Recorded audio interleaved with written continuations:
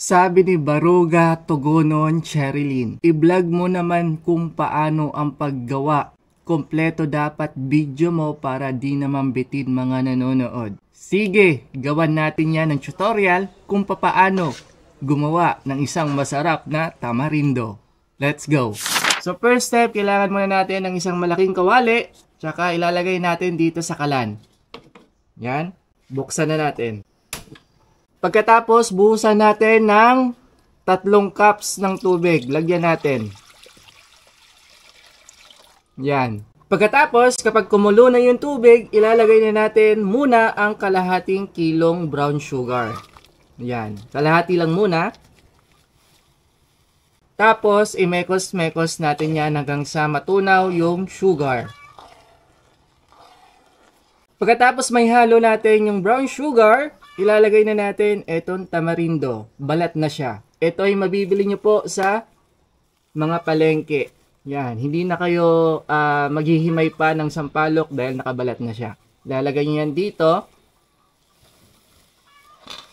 Tapos make sure na paghahalu-haluin natin yung mga sampalok ng tamarindo.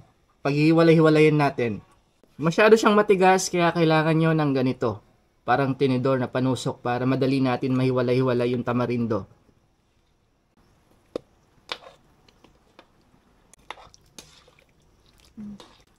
Pag napaghiwalay-hiwalay nyo na itong tamarindo, continuous pa rin po kayo sa pagmimekos-mekos neto hanggang sa maglapot. Hanggang sa lumapot siya.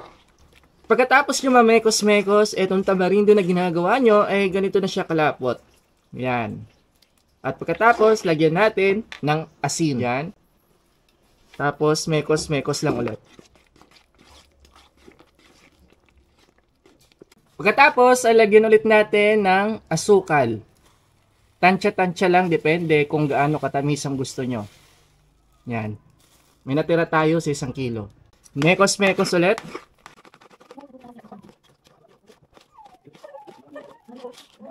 Kapag sa tingin nyo, itong minekos-mekos nyo ay naubusan ng tubig o kakaunti na lang, medyo buhusan natin o dagdagan natin na onti lang din para mas mahalo yun ng maayos.